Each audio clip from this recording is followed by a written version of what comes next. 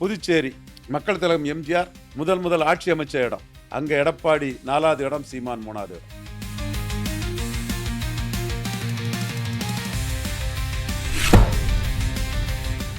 திமுக, பாஜக, எடப்பாடி பழனிசாமி, இப்போ நடிகர் விஜய், அவரு படமும் ஓடணும். அதுல நிற்கும்போது சீமான் தெளிவா பறையர் தேவேந்திரகுல வேளாளரோட இடஒதுக்கீட்டை 5% உயர்த்தணுங்கிறார்.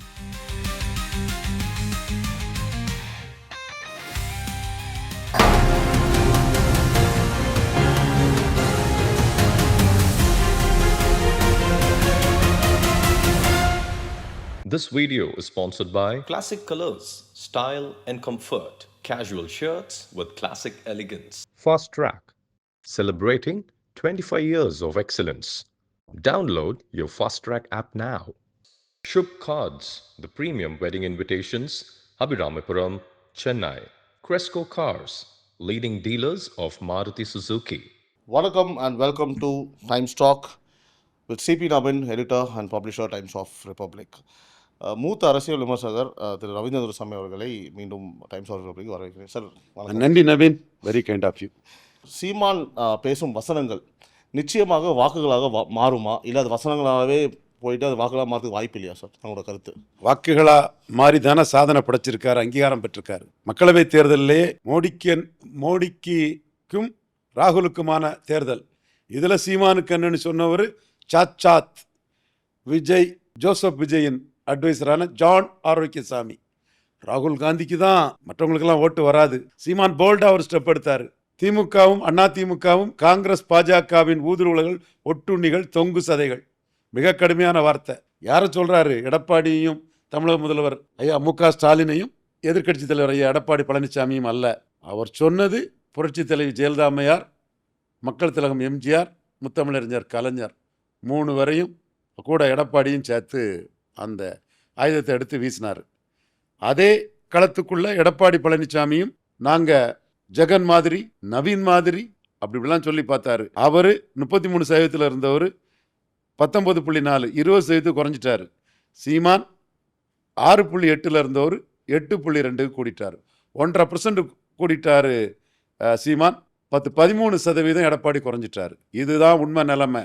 இதை மறைக்கிறதுக்கு எடப்பாடி பழனிசாமி ஆட்களை வச்சு, செய்தி தொடர்பாளர்களை வச்சு, அது பாராளுமன்றம் வேற, சட்டமன்றம் வேற. எஸ், ஆப்பிள் வேற, ஆரஞ்சு வேற தான், நான் மறுக்கலை. ஆனால் சட்டமன்ற தேர்தல் அல்லாத ஒரு மக்களவை தேர்தலே சீமான் வாக்கை உயர்த்திட்டார். அதை எடப்பாடி பழனிசாமியால் செய்ய முடியல. கன்னியாகுமரி மக்களவை சீமான் 3வது இடம், எடப்பாடி 4வது இடம்.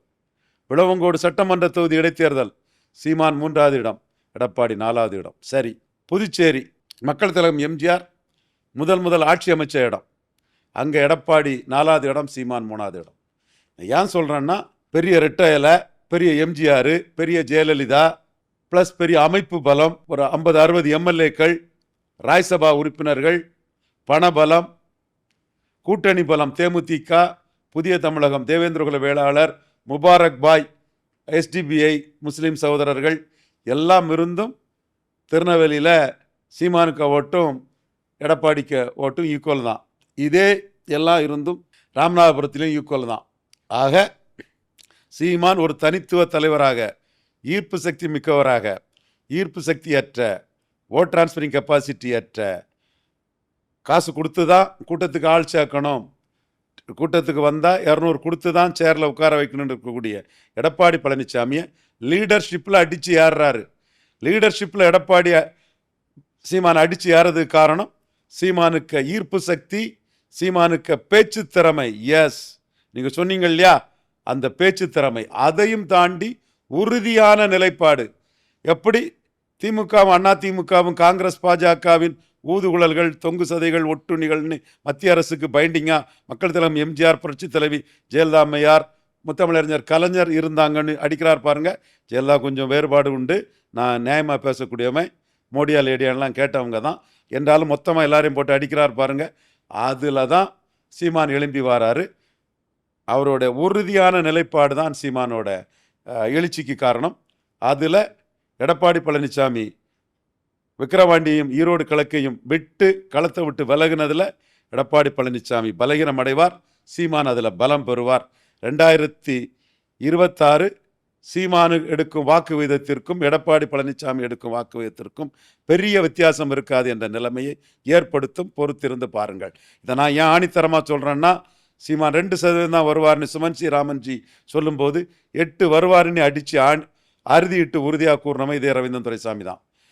அதே வேளையில் சீமான் விக்கிரவாண்டியில் பெரிய சாதனை படைப்பார்னு என் நண்பர் மதிப்புக்குரிய அண்ணன் சகோதரர் ஐயநாதன் சொன்னபோது, இல்லை போலரைசேஷன் தான் நடக்கும், திமுக 55% மேலே போயிடுவாங்க, பாமக 25% மேலே போவார்னு விக்கிரவாண்டிலையும் சீமான் அந்த இடத்துக்குள்ள திணறுவார், சிரமப்படுவாருங்கிறதையும் அடித்து ஆணித்தரமாக சொன்ன ரவீந்திரன் துரைசாமி தான். அதே ரவீந்திரன் துரைசாமி சொல்கிறேன், 2026 பேச்சு திறமையால் ஈர்ப்பு சக்தியால் பேச்சு திறமையற்ற ஈர்ப்பு சக்தியற்ற எடப்பாடி பழனிசாமிக்கும் சீமானுக்கும் பெரிய டிஃபரன்ஸ் வாக்கு விதத்தில் இருக்காது. இதை தமிழ்நாட்டுக்குள்ளே யாரும் இதை இந்த சூழ்நிலையில் உறுதியாக சொல்ல முடியாது. நான் சொல்கிறேன், ஏற்கனவே நான் சொன்னது நடந்திருக்கு, இதுவும் நடக்கும். சார், நாம் தமிழர் கட்சி இளைஞர்கள் மட்டுமே வந்து நிறைய நம்ம பார்க்குறோம். ஸோ அந்த இளைஞரோட சக்தியாக மட்டும்தான் இருக்கா, இல்லைன்னா அவங்களுக்கு வந்து குடும்ப வாக்குகளும் இருக்கா? இதுதான் சார் வந்து ஒரு, ஏன்னா இப்போ இந்த விஜய் எடுத்துக்கோங்க, இளைஞர்கள் நம்ம என்ன பேசணும் அப்படின்னா, அவங்களாம் அந்த ஓட்டெலாம் கிடையாது, ஓட்டு வரும்போது நம்ம அதை பற்றி பேசலாம், அப்போ அதை ஓரம் கட்டி வச்சிரும். அடுத்த நிலையில் நீங்கள் சொன்ன மாதிரி இவ்வளோ 40 லட்சம் வாக்குகள் 8.9% இப்படி இருக்கும்போது இளைஞர்கள் மட்டும்தான் இருக்காங்க. ஸோ அவங்க வாக்குகள் மட்டும்தான் இருக்கா, இல்லை குடும்ப வாக்குகளும் உங்களுக்கு இருக்கா சார்? இந்த முறை இளைஞர்கள் ரொம்ப நம்பிக்கையோடு உழைப்பாங்க. சீமானுக்கு பல இஷ்யூஸும் பல குடும்பங்களையும் நாம் தமிழர் பக்கம் இழுக்கக்கூடிய அளவுக்கு அவர் இஷ்யூஸை எடுக்கிறாரு. மேய்ச்சல் நிலங்கள் முன்ன காலகட்டத்தில் எல்லா இடத்துலையுமே இருந்தது. இப்போ மேய்ச்சல் நிலங்களை திராவிட கட்சி நிர்வாகிகள் ஆக்கிரமிச்சிட்டாருங்கிற ஒரு குற்றச்சாட்டு பல பகுதிகளில் ஆடு மாடு வளர்க்கக்கூடிய அந்த சமூக மக்கள் மத்தியிலேயே வட தமிழகம்னாலும் சரி தென் தமிழகம்னாலும் சரி அது ஒரு பெரிய குற்றச்சாட்டாக இருக்குது. அப்போ மேய்ச்சல் நிலங்களை மீட்டு மேய்ச்சல் நிலங்களை ஆடு மாடுகளுக்காக அதை ஒதுக்கணுங்கிற ஒரு பெரிய கோரிக்கை எடுக்கிறாரு. இது அந்தந்த குடும்பங்கள், அந்த ஆடு மாடு வளர்க்கக்கூடிய அந்த குடும்பங்கள், அவங்க இன்னைக்கு ஆடு மாட்டுக்குள்ள தீவனத்துக்கே பணம் செலவழித்து இது பண்ண வேண்டியது இருந்தது. பண்டைய காலங்களில் ஒவ்வொரு கிராமங்கள்லேயும் மேய்ச்சல் நிலங்கள் இருக்கும். இப்போ மேய்ச்சல் நிலங்கள்லாம் அரசியல்வாதிகளால் அபகரிக்கப்பட்டிருக்குது. அதை டெமோக்ரேட் பண்ணி வில்லேஜ் அட்மினிஸ்ட்ரேட்டிவ் ஆஃபீஸில் இருந்து அந்த மேய்ச்சல் நிலங்களை மீட்டு மீண்டும் மனிதர்கள் அந்த நிலத்தை அபகரிக்காமல் ஆடு மாடுகளுக்கான நிலத்தை ஆடு மாடுகளுக்கே கொடுக்கணும்னு சீமான் ஒரு பெரிய இஷ்யூ எடுக்கிறார். இந்த இஷ்யூங்கிறது மேய்ச்சல் நிலத்தால் பலன் பெறும் பயன் பெறும் ஆடு மாடு வளர்க்கக்கூடிய மக்கள், அவங்க பல பிரிவு சமூகங்கள் வந்து ஆடு மாடு வளர்த்ததிலே பெரிய செய்கிறாங்க, எல்லா இடமும் இருக்கிறாங்க. அந்த மக்களுக்கான ஒரு இஷ்யூவை சீமான் எடுக்கும்போது, இவன் தாயா லீடர், நம்ம மக்கள் துயரங்களை பார்க்குறான், நம்ம வளர்ச்சிக்கு என்னங்கிறதையும் யோசிக்கிறான்னு அந்த மக்கள் வந்து மொத்தமாக வாக்களிக்கிறதுக்குள்ள ஒரு சாத்தியக்கூறுகள் இப்போ வருது. அடுத்தபடியாக இளைஞர்கள் இருந்தாலும் கூட சில இஷ்யூஸை சீமான் எடுக்கிறார். இப்போ வந்து அருந்ததியர் உள்ஒதுக்கீடு, அது முத்தமிழறிஞர் கலைஞர் செய்தார். என்னை பொறுத்தவரை அவரை நான் வாழ்த்துகிறேன், வணங்குகிறேன். அதில் எனக்கு எந்த மாற்றமுமே இல்லை. அது செய்து மிகப்பெரிய சமூக நீதி பண்ணி அவரை நான் வணங்குறேன். அவர் இறந்த போதும் அதை வணங்கினேன், இப்பவும் வணங்கினேன், எப்பவும் வணங்குவேன். அருந்ததியர்களுக்கு கலைஞர் கொடுத்த அந்த இடஒதுக்கீட்டை அவரை வாழ்த்தி வணங்குறேன். அந்த மக்களும் கொஞ்சம் காலத்துக்கு பிறகு இப்போ மு.க. ஸ்டாலின் அதை அந்த மக்கள்கிட்ட கொண்டு போன பிறகு தான் கலைஞருக்கு கோயில் அதெல்லாம் வச்சுருக்காது நான் பார்க்க வர்றேன். ஆனால் அந்த பகுதியில் அருந்ததியர் மக்கள் வாக்கு இல்லைன்னா மேற்கு மாவட்டத்தில் வெற்றி பெற முடியாதுன்னு ஜெயலலிதா நிலைப்பாட்டிலிருந்து மாறுறாரு எடப்பாடி பழனிசாமி. அருந்ததியர் உள்ஒதுக்கீட்டை அவர் ஆதரிக்கிறாரு. அந்த ஓட்டு என்னை பொறுத்தவரை அந்த மக்கள் இன்னைக்கு வளர்ந்துட்டாங்க. அருந்ததியர் உள்ஒதுக்கீட்டால் ஸ்டாலினுக்கு கலைஞர் கொடுத்தனால பலன் ஸ்டாலினாலன்னு உணர்றாங்க. ஈரோடு கிழக்கு இடைத்தேர்தலில் அந்த மக்களை மையமாக வச்சு தான் ஸ்டாலின் தன்னுடைய வியூகங்களையும் அமைச்சார். ஸோ அந்த ஸ்டாலினுக்கு தான் அதிக அளவு போகும்னு நான் நினைக்கிறேன். அந்த ஓட்டு ஸ்டாலின் பக்கத்தில் போனால் நம்ம வெற்றி வாய்ப்பு முடிஞ்சிருமோன்னு எடப்பாடியும் ஜெயலலிதா நிலைப்பாட்டிலேருந்து மாறி அந்த மக்களுக்காக தன்னோட கருத்தை சொல்கிறாரு.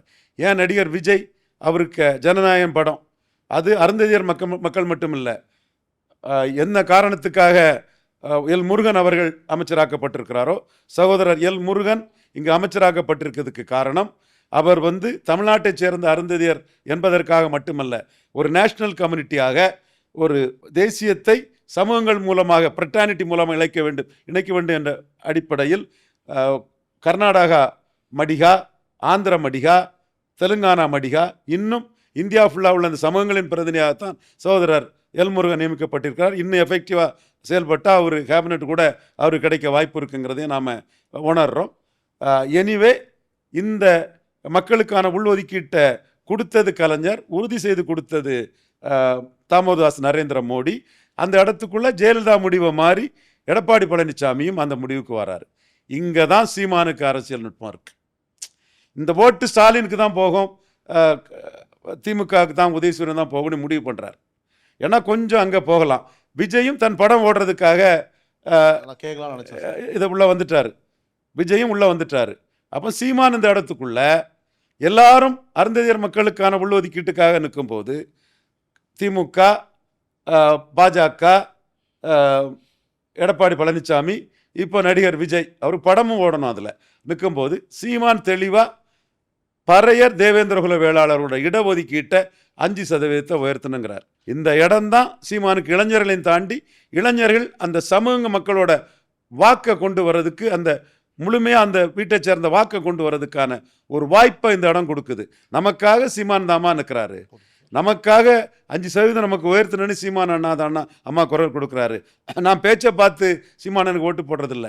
நம்ம சமூக உயர்வுக்கு தமிழ் சமூகம்னு சீமான் மட்டும்தாம்மா குரல் கொடுக்குறாருன்னு அந்த இளைஞர்கள் தேவேந்திரகுல வேளாளர் பறையர் சமூக குடும்பத்தை ஆட சொல்லும்போது இந்த முறை குடும்பமாக சீமானுக்கு வாக்கு வர்றதற்கான சாத்தியக்கூறுகள் இருக்குது. இதில் யார் அடிபடுவான்னா, ஜெயலலிதாவுக்கு நிலைப்பாட்டில் இருந்து மாறின எடப்பாடி பழனிசாமிக்கு எந்த தேவேந்திரகுல வேளாளர்களும் எந்த பறையர்களும் ஓட்டு போடாமல் தெளிவாக அவங்க சீமான் பக்கம் போயிடுவாங்க.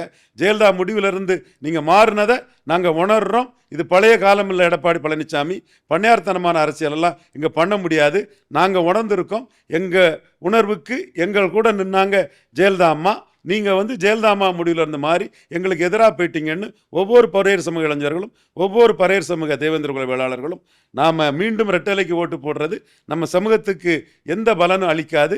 சீமான் அண்ணா தான் நமக்கு இந்த இடத்துக்குள்ள நம்ம சமூகத்துக்கான உரிமைக்காக நிற்கிறாரு. எடப்பாடி பழனிசாமி நம்ம சமூகங்களை கைவிட்டுட்டாருன்னு தெளிவாக ரெட்டலைக்கு ஓட்டு போட்ட அதிமுக பறையர் சமூக வாக்களையும் தேவேந்திரகுல வேளாளர் வாக்களையும் சீமான் தன்னுடைய விவசாய சின்னத்துக்கு கொண்டு போகக்கூடிய அளவுக்கு அந்த இளைஞர்கள் பாடுபட்டு அதை ஏற்படுத்துவார்கள்.